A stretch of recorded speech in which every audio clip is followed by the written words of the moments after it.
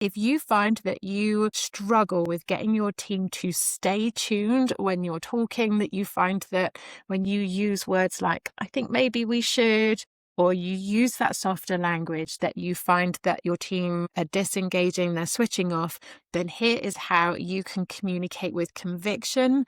Stay tuned. This video is for you. I'm Zoe Thompson, and I help leaders to be more effective, more efficient, so that they can go home on time, have weekends off, and take a week's leave knowing that they've got a confident team that can keep things running in their absence.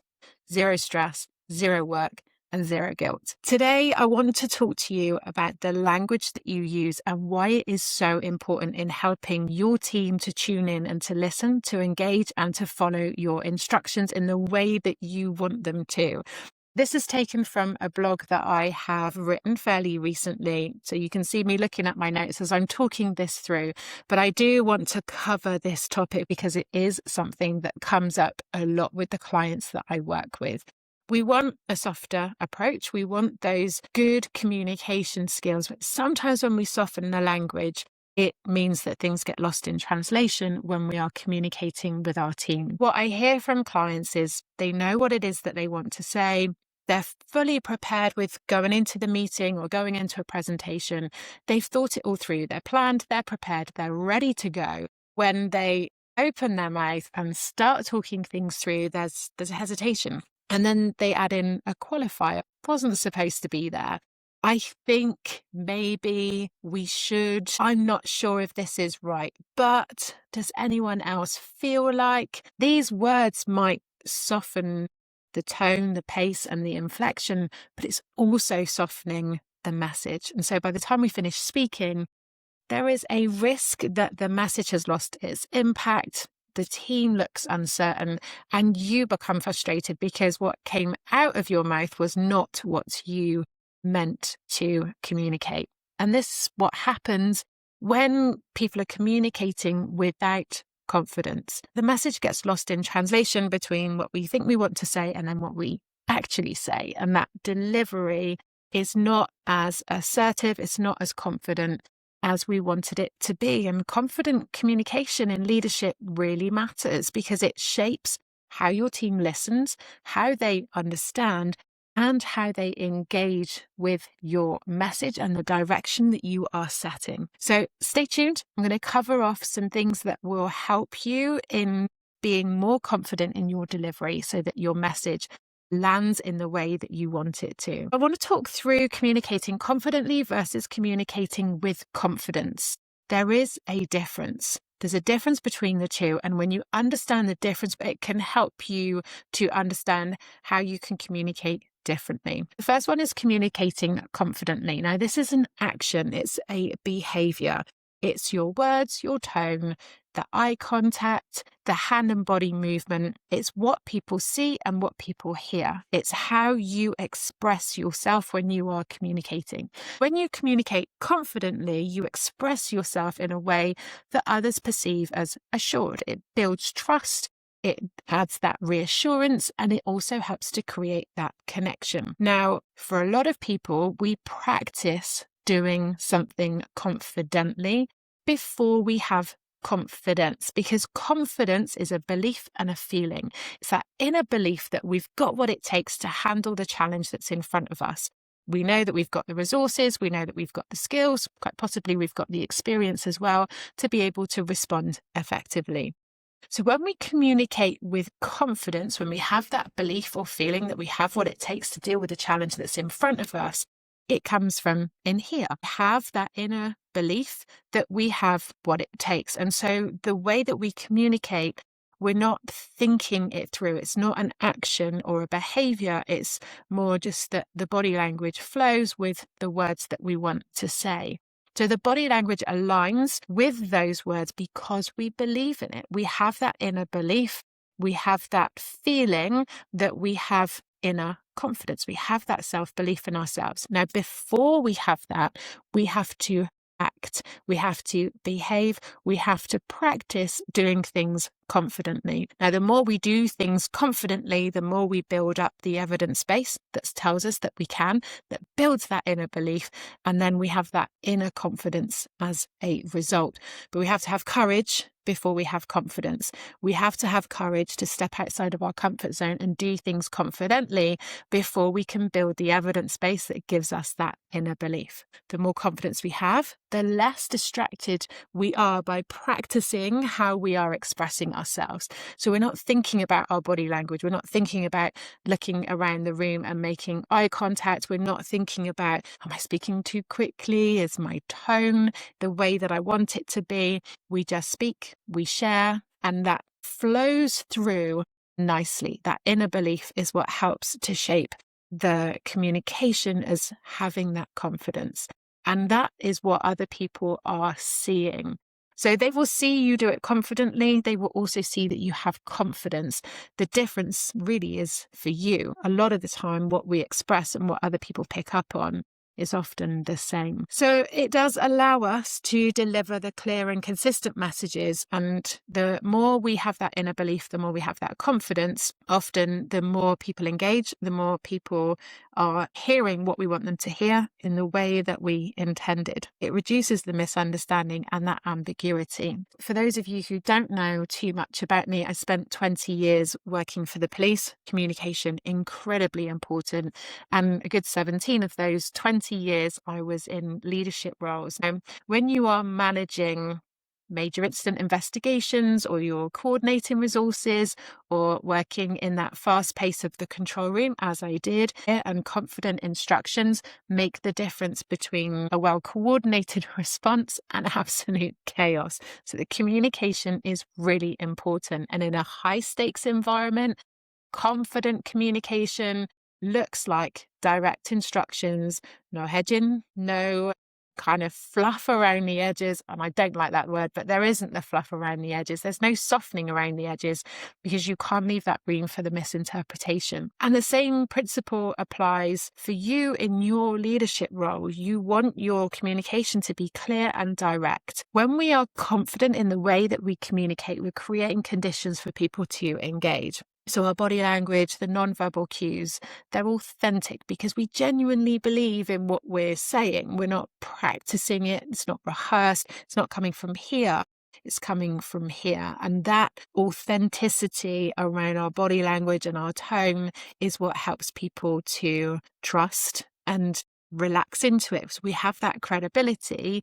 And it also means that it makes it easier for them to engage. It's the like, the know, and the trust elements that are essential in leadership. Now, the way that we communicate has a ripple effect. When we communicate as leaders with confidence and we're handling challenging situations more effectively, then we have that inner confidence that helps us to step in and intervene at those earlier stages. We're not standing on the sidelines hesitating and thinking about what we want to do and how we want to do it and how we want to communicate that.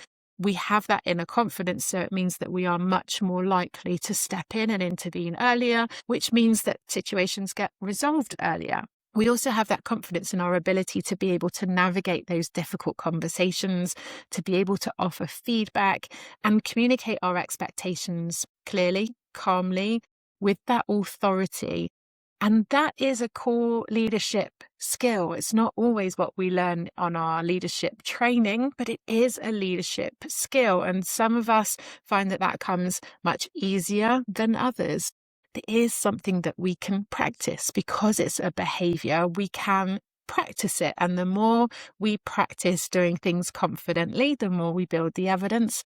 And that helps us to give us that reassurance that we've got what it takes and that we are able to have that inner belief in what we're doing. When it comes to confident communication with our team members, the more we're able to communicate confidently, the more we will inspire confidence from our team members. The more clear we are, the more we're able to give that direction and set those expectations, the more our teams will feel aligned with that shared purpose of what we're doing, rather than second guessing what's expected. There's a lot of people that talk about leadership likability. Actually, Good leaders are respected. So even when their teams don't agree with decisions that have been made, leaders that are able to communicate the decision-making process and they're able to talk that through will have the respect of their teams because they have the information that is needed.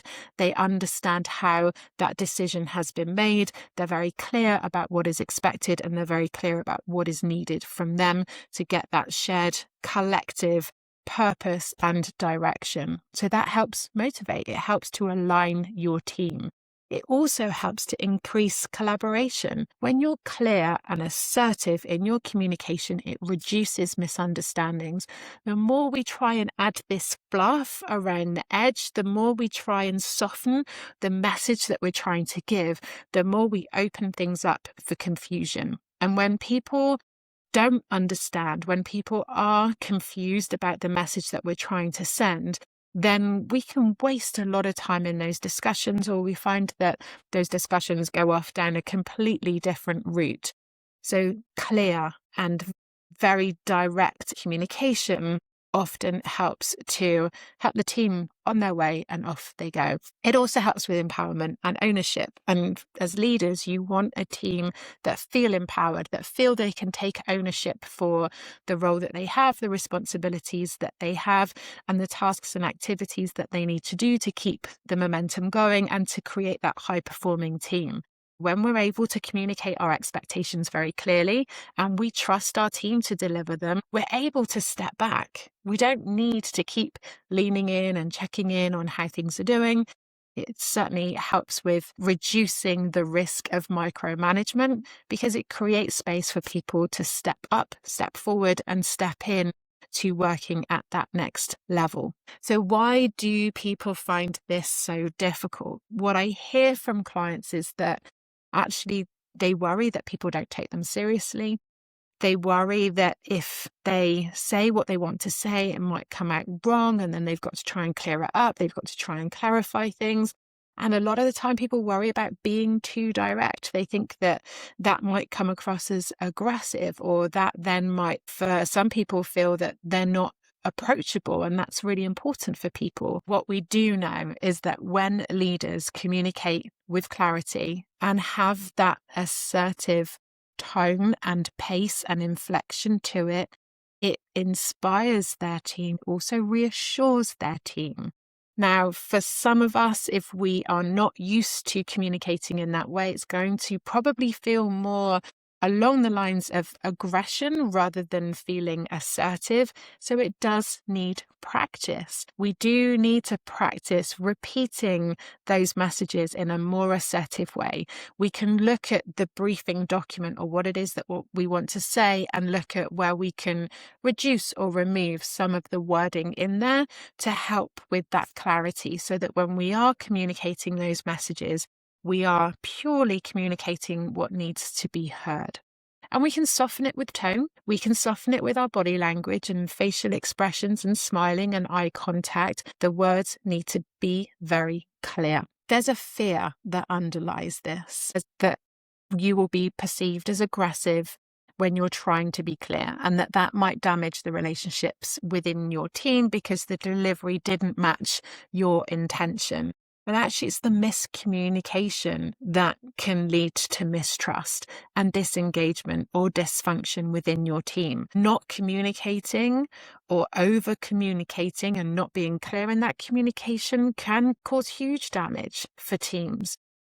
Often it's this fear that keeps leaders stuck in those patterns of over-explaining or avoiding those difficult conversations altogether. And that creates the exact problems that they're trying to prevent. So how do you build your confidence in your leadership communication?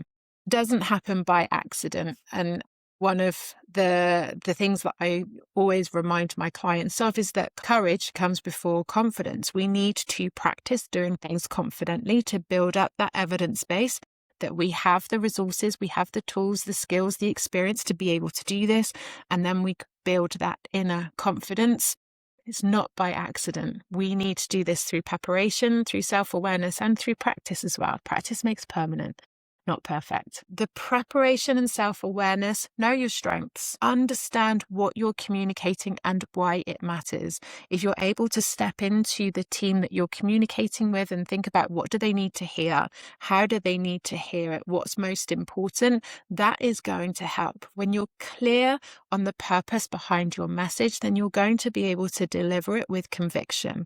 And that's important. Seek feedback on how your communication lands. Ask your team what works, what doesn't work, where do they need more clarity, and look at how you can adapt your communication style based on what you learn, based on what your team are telling you. And if you have changes within the team, remember that different individuals will want you to communicate in different ways. Don't assume that you can always communicate to a group. Sometimes you will need to have those conversations with individuals on a one-to-one basis because you will need to adapt your communication style for each of those individuals. And remember, if you are speaking to a group, start with the end in mind and then go back and walk them through with the detail. And that normally will satisfy most people's communication preferences within the group. Now, if you are finding that there's an internal dialogue for you that is holding you back from having some of these conversations, or you find that when you step in, there's extra wording coming in where you're over-explaining, then try using my 4P reset to be able to just help gather your thoughts and reset before you go into these important conversations. Pause to ground yourself, prioritize what needs to be communicated clearly. Then you can proceed with purpose, knowing that you know what you want to say, you know how you want to say it, and you know what is most important. Active listening is important. Don't forget to practice it. Confident communication isn't just about how you speak. It's also listening and hearing what's being said and what isn't being said. As Peter Drucker said, the most important thing in communication is hearing what isn't said. And certainly my experience in the police, the listening to the silence and looking at the body language and hearing what isn't said was just as important as listening to the words and watching body language as people communicated with me. And be okay with listening. As a leader, listening is a hugely overlooked skill. The more we listen, the more we learn. The more we learn, the more we can adapt. And the more we adapt and evolve, the better leaders we become. Think about developing a clear message structure. Recognize and know before you go into these conversations what your main point is. Lead with it. And close with clarity on what happens next. Manage your nonverbal cues. It might be that you need to record yourself, watch yourself communicating to see you are seeing that you might not necessarily feel when you're communicating. You want to make sure that your body language aligns with your words because that will help people to trust your message. When there's a misalignment, people will trust the nonverbal cues over the words that you're using. Confident leadership communication is most definitely not about perfection. It is not being the loudest voice in the room. Leaders can communicate very clearly in a very softly spoken and slightly quieter way of communicating. It's not about being loud. It's about being clear, authentic to you and how you communicate and making sure that you have the desired impact that you want. Confident communication is that shift from reactive to intentional leadership. From the hesitation and the overthinking and over communicating to simply communicating with clarity and conviction, not worrying about how your message is going to land because you're able to read the room. You're going to be able to see how that message is landing. And you're also going to be trusting that your preparation and your authenticity and inner confidence is going to come through. You became a leader to create impact. Most people do. They're in leadership because they want to make a difference and they want to have impact. And your ability to communicate is going to shape how that impact actually happens. When you communicate with confidence, you're creating conditions for your team to thrive. Clear expectations, open collaboration, empowered ownership. So if you are stuck in uncertain communication patterns, there's confusion, there's misalignment, and there is frustration for everyone involved. Nobody wants that, but the choice is yours. If you keep softening your message and hoping that people understand what you meant or what you intended, you will continue to have confusion. When you practice communicating confidently and you build that experience, then you will build that inner confidence in your ability to communicate clearly. you'll recognize that you are able to deliver those messages clearly and authentically, and with that conviction that your leadership requires: sustainable, effective, and intentional. I do have more resources on communication. So if this is an area that you would like some support with, please do reach out and let me know, and I can send you some free resources on that. Got some blogs and some videos. I might even have some recorded workshops that I can send over to you. So if it's something that you are looking to work on this year, an area that you want to improve on, get in touch, let me know. And if you've got any questions on anything that I talked about today, then feel free to pop a comment in or pop me a message, and I will be more than happy to help. We'll be back with another video very soon.